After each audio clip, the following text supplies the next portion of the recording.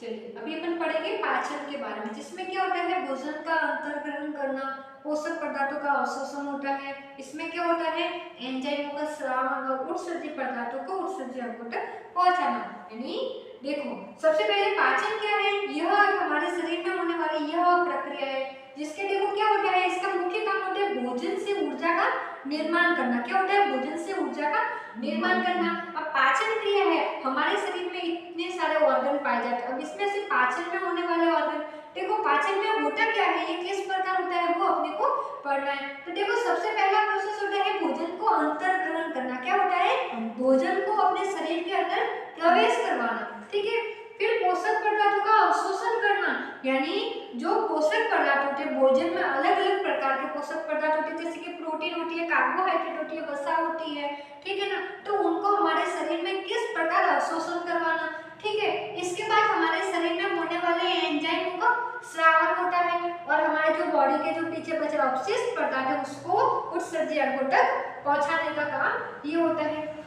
चलिए तो ये पाचन है जो एक दोनों प्रक्रिया है, केमिकल भी रिएक्शन है, एक फिजिकल रिएक्शन भी है और केमिकल रिएक्शन भी है।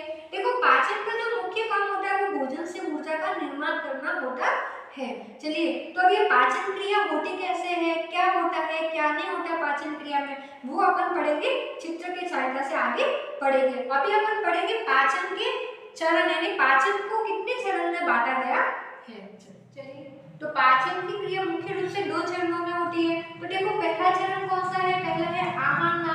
क्या होता है आहारना, ये जो होते हैं ये पाचन क्रिया में भाग लेने वाले हमारे मुख्य ऑर्गन होते हैं। क्या होते हैं मुख्य ऑर्गन होते हैं जो पाचन क्रिया में हमारे लिए भाग लेते हैं, जैसे कि मुख हुआ, ग्रसिका, आमाशय, छोटी आंत, बड़ी आंत, गुदा। और ये जो होती है ये पास में उसमें यूज होने वाली ग्रंथियां होती है जो एक साइड यानी हर जगह पर ये ग्रंथियां निकलती जो पाचन में सहायक होती है। तो इसको अपन किसकी सहायता से समझेंगे, चित्र की सहायता से इसको अपन समझेंगे। चलिए तो देखो इसी चित्र की सहायता से अपन समझते हैं। देखो सबसे पहले मैंने पढ़ाया है आहार नाम, क्या है आहार नाम। तो देखो अपन पाचन के चित्र में देखते हैं, किसके चित्र में, अपन जब पाचन के चित्र में अपन देखते हैं तो ये जो पाचन के लिए जो आहार नाम है पूरी एक ट्यूब, देखो पाचन यहाँ से स्टार्ट होता है, ये नली ये यहाँ से पूरा एक तंत्र एक ट्यूब आकार से जुड़ा हुआ होता है। देखो किस आकार से जुड़ा हुआ होता है, ट्यूब आकार से ऐसे जुड़ा हुआ होता है और एंड में यहाँ आकर पूरा होता है।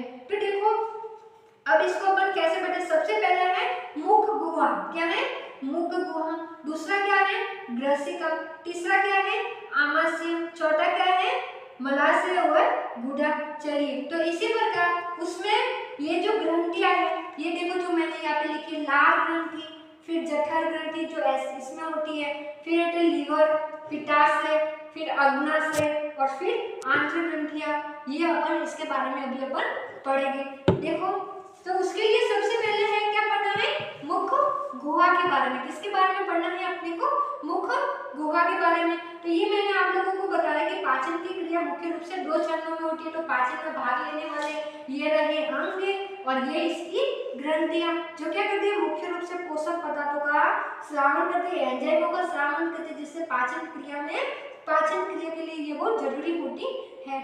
चलिए अभी अपन पढ़ेंगे मुख गुहा के बारे में, किसके बारे में मुख गुहा, यानी इसे मुख को mouth, oral cavity, buccal cavity ये नाम से भी जानते हैं, ठीक है। चलिए तो देखो मुंह में अपने को सबको पता है कि अपन के मुंह में क्या क्या होते हैं, एक तो दांत होते हैं, दूसरा जीभ होती है और तीसरी लार होती है। तो इसमें सबसे इंपॉर्टेंट अगर अपने को पढ़ना है तो वो पढ़ना है अपने को लार के बारे में, किसके बारे में लार के बारे में। ये तो एक बेसिक सा नॉलेज है कि भोजन दांत का क्या काम है, जो अपने भोजन को क्या करता है छोटे छोटे टुकड़ों में बांट देता है, और जीभ क्या करती है, जीभ टेस्ट का पता करती है कि भोजन कैसा है, खट्टा है, मीठा है, कड़वा है, कैसा, ये अब जीभ का काम होता है पता करना। ये तो एक बेसिक नॉलेज है जो सबको पता होता है, लेकिन प्रॉब्लम वहां आती है जब बच्चों को ये नहीं पता होता कि लार क्या होता है, लार का क्या काम है।